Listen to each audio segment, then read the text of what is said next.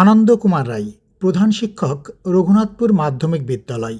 বর্ণাঢ্য শিক্ষকতা জীবনের শেষ কর্মদিবসে রীতিমতো রাজকীয় সংবর্ধনা পেলেন ঝিনাইদহের গান্না ইউনিয়নের রঘুনাথপুর মাধ্যমিক বিদ্যালয়ের প্রধান শিক্ষক বাবু আনন্দ কুমার রায়। একজন মানুষ গড়ার কারিগরকে এমন সংবর্ধনা দিলেন তারই সহকর্মী শিক্ষকমণ্ডলী, কর্মকর্তা কর্মচারীবৃন্দ, ম্যানেজিং কমিটির সদস্যবৃন্দ ও দাতা পরিবারের সদস্যমণ্ডলী। আয়োজকরা বলছেন তার এই সম্মান, এই মর্যাদা স্যারের প্রাপ্য।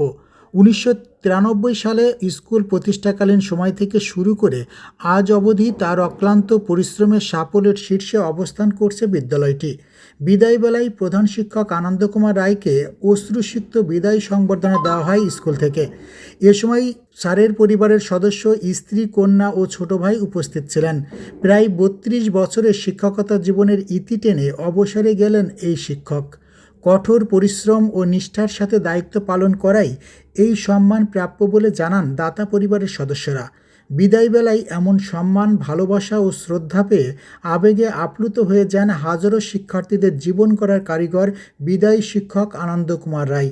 তারই সহকর্মী, ম্যানেজিং কমিটির সদস্যবৃন্দ, দাতা পরিবারের সদস্যরা তাকে ফুলের মালা পরিয়ে সংবর্ধনা দেন।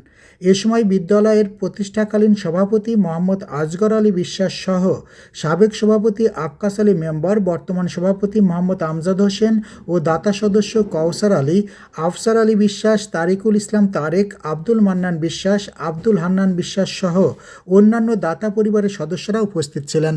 সবাইকে কাঁদিয়ে আবেগঘন পরিবেশে দীর্ঘ 32 বছরের কর্মজীবন সমাপ্ত করে অবসরে গেলেন প্রধান শিক্ষক আনন্দ কুমার রায়। তার অবর্তমানে ভারপ্রাপ্ত প্রধান শিক্ষক হিসেবে দায়িত্ব পালন করবেন সহকারী প্রধান শিক্ষক মোহাম্মদ আলমগীর হোসেন। তবে সাবেক শিক্ষার্থীদের সূত্রে জানা যায়, পবিত্র ঈদ উল ফিতরের পরে সকল শিক্ষার্থীগণের আয়োজনে স্যারকে আবারও বিদায়ী সংবর্ধনা প্রদান করা হবে। পরে গাঁদা ফুলে সজ্জিত গাড়িতে করে শোভাযাত্রার মাধ্যমে স্যারকে বাড়িতে পৌঁছে দেন রঘুনাথপুর মাধ্যমিক বিদ্যালয় কর্তৃপক্ষ।